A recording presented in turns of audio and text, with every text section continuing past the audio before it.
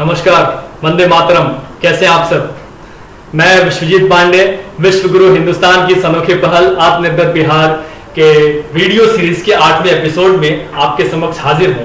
उम्मीद करता हूं कोरोना रूपी इस वैश्विक महामारी के दौर में आप सभी अपने शुभचिंतक गणों के साथ, अपने स्वजनों के साथ अपने स्वस्थान पर सकुशल हैं तथा एक समृद्ध भारत एवं आत्मनिर्भर बिहार हेतु कामना कर रहे हैं। दोस्तों, हर रोज की तरह आज भी आप में से कई शुभचिंतकगणों ने हमें फोन करके अपना आशीर्वाद दिया एवं हमारे सुझावों पर अपनी अक्षरशः सहमति प्रदान की है। अतः यह बोलना जरूरी है, सुशोभन आप ही से हम नहीं है तुमको सूचित हो, समय हमसे अधिक अनुपम नहीं है तुमको सूचित हो, तुम्हारी भावना के कोटरों में अप्रवेशित हम किसी व्रत के फलित से कम नहीं है तुमको सूचित हो। दोस्तों, हमें यह पूर्ण विश्वास है कि आपके आशीर्वाद रूपी, आपके स्नेह रूपी यह संजीवनी हमें निश्चित ही अपने मार्ग तक पहुंचने का रास्ता प्रशस्त करेगी और हम अपने लक्ष्य को भेद कर आपको गौरवान्वित करेंगे। दोस्तों, कल हमने डिस्कस किया था कि बिहार के प्राइमरी स्कूल्स में नैतिक एजुकेशन का इंप्रूवमेंट किस तरह से किया जाए, नैतिक शिक्षा का इंप्रूवमेंट किस तरह से किया जाए।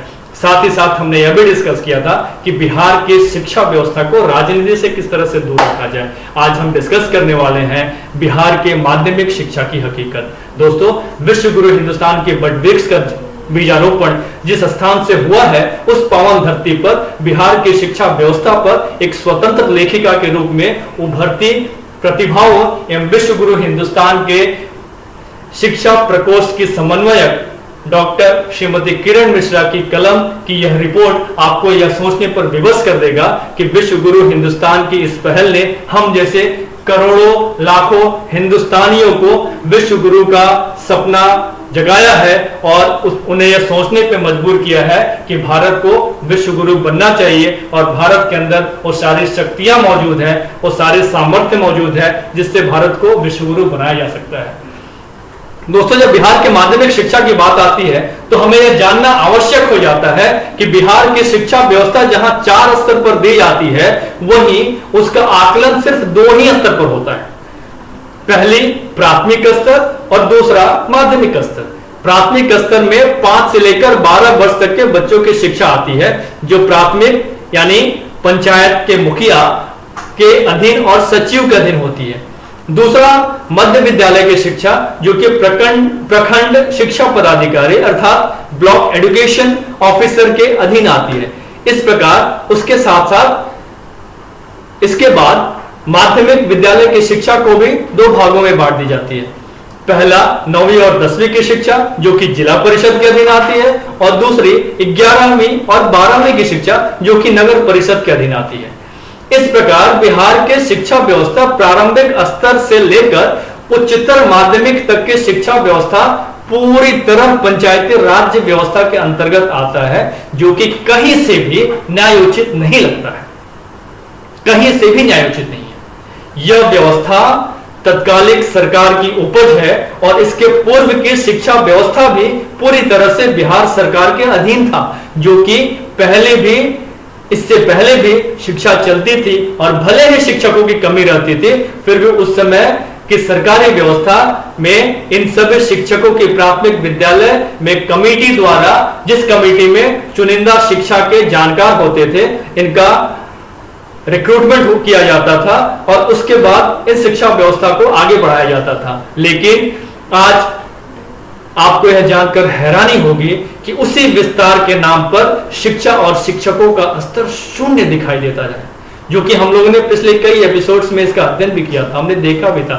हमने इस पर चर्चा किया था कि शिक्षकों का नैतिक स्तर और शिक्षकों का शैक्षणिक स्तर, शिक्षकों में टीचिंग स्किल की किस तरह की कमी है और उसमें हमने 3-4 एपिसोड्स में हम उस पर चर्चा भी कर चुके हैं।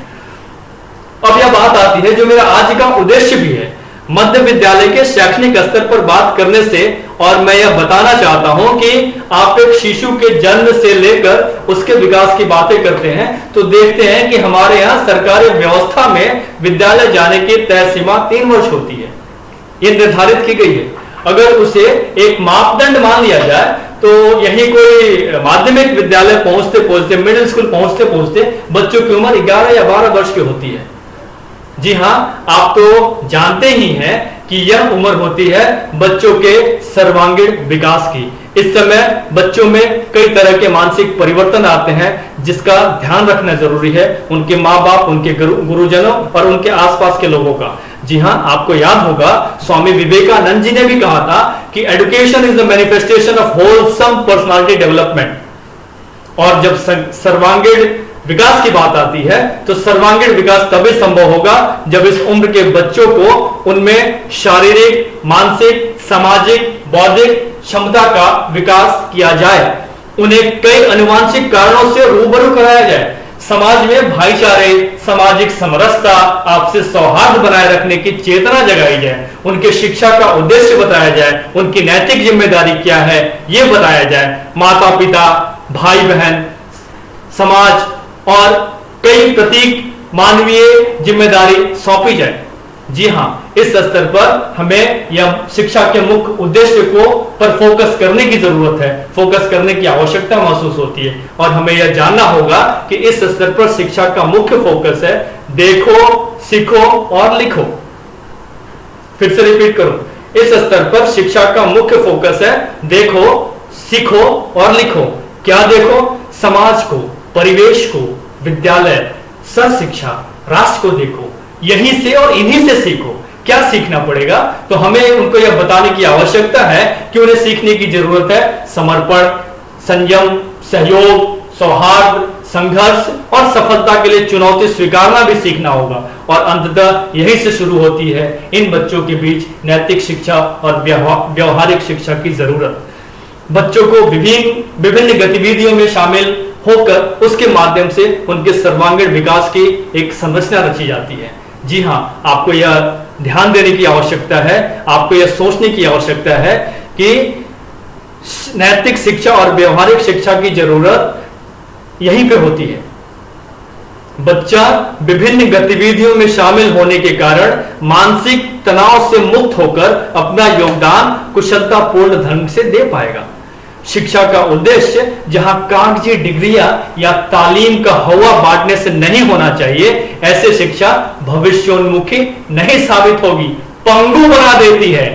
किताबी ज्ञान को एक तरफ जीवन में उतारने का यत्न ही मध्य विद्यालय की शिक्षा होनी चाहिए।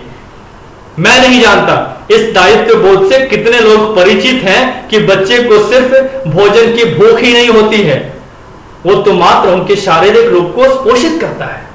जिज्ञासा और जिजीविषा उसे जीवन को सफल बनाने में मदद करता है। आप अवश्य ही मेरी इस बात से सहमत होंगे। यही वह वक्त है जब उन्हें देशभक्ति, राजनीतिक मूल्यबोध के साथ उनके मन में समाज, घर और राष्ट्र के प्रति संवेदनशीलता की संभावना होती है और इसी समय संवेदनशीलता विकसित की जा सकती है। यही वह उम्र होती है जिसमें इन सब चीजों की संभावना होती है।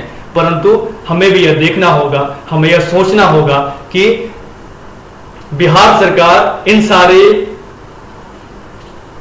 मूल्यबोध के साथ किस तरह से खिलवाड़ कर रही है। जी हां, आपको यह जानना आवश्यक है कि बिहार सरकार सिर्फ भोजन और छात्रवृत्ति योजना का प्रलोभन देकर उन्हें उनके हाथ में एक कागज का टुकड़ा पकड़ाकर अपनी जिम्मेदारी झाड़ लेती है।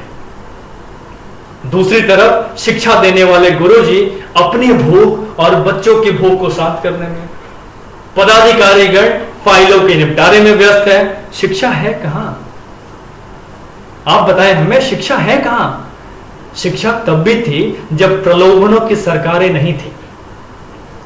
शिक्षा राजेंद्र प्रसाद जैसे देश के प्रथम नागरिक इसी बिहार की धरती पर पैदा की। इसी बिहार की धरती ने डॉक्टर राजेंद्र प्रसाद को एक धरोहर के रूप में विश्व को दिया। जी हां, आपको यह जानना पड़ेगा, आपको यह समझना पड़ेगा, आपको इस बात का बोध होना चाहिए कि डॉक्टर राजेंद्र प्रसाद जन्मना विद्वान नहीं थे। उनको भी किसी गुरु के ज्ञान ने ही उस मुकाम तक पहुंचाया था। फर्क यह है कि उन्हें उस समय पढ़ने की भूख थी और गुरुजनों को पढ़ाने की भूख थी। भाव और भक्ति इसी उम्र में पनपती है साहब, बस माहौल उचित होनी चाहिए। आपको इस समय रामायण का एक चौपाई याद दिलाना चाहता हूं जहां पे यह कहा गया है, गोस्वामी तुलसीदास जी ने कहा है, गुरु गृह गए पठन रघुराई, गुरु गृह गए पठन रघुराई। अर्थात भगवान राम भी जब साक्षात धरती पर इंसान का रूप लेकर आए तो उन्हें शिक्षार्जन के लिए पाठशाला जाना पड़ा, जहां उन्हें नैतिक मूल्यों की शिक्षा दी गई। जी हाँ, अब आपको जागरूक होने का समय आ गया है, आपको यह समझना पड़ेगा और किस तरह से जागरूकता फैलाई जाए, इसके लिए हमको एक स्ट्रैटेजिक अप्रोच की आवश्यकता है। और उस स्ट्रैटेजिक अप्रोच में यह जानने की आवश्यकता है, यह समझने की आवश्यकता है, और यह जागरूकता फैलाने की आवश्यकता है। अपने क्षेत्र के सक्रिय कर्मचारियों और जनप्रतिनिधियों के बच्चों को सरकारी स्कूलों में प्रवेश की अनिवार्यता एवं बाध्यता का कानून लागू करने हेतु एक आत्मनिर्भर बिहार की नींव रखने हेतु मिडिल स्कूल्स में संस्कृत, इंग्लिश, कंप्यूटर और फिजिकल एजुकेशन पर विशेष ध्यान देने हेतु हर एक स्तर पर दबाव बनाया जाए, ताकि बिहार पुनः अपनी खोई हुई शैक्षणिक शाख को प्राप्त कर डॉक्टर राजेंद्र प्रसाद जैसे प्रतिभा भारतवर्ष को उपहार स्वरूप दे पाए।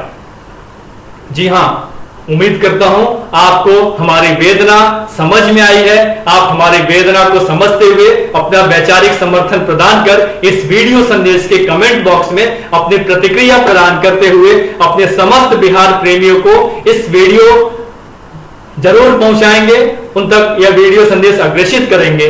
कल मिलते हैं भारतवर्ष को विश्व गुरु बनाने हेतु बिहार की शिक्षा व्यवस्था की नई चुनौतियों एवं उनके समाधान के साथ। तब तक के लिए प्रणाम, धन्यवाद।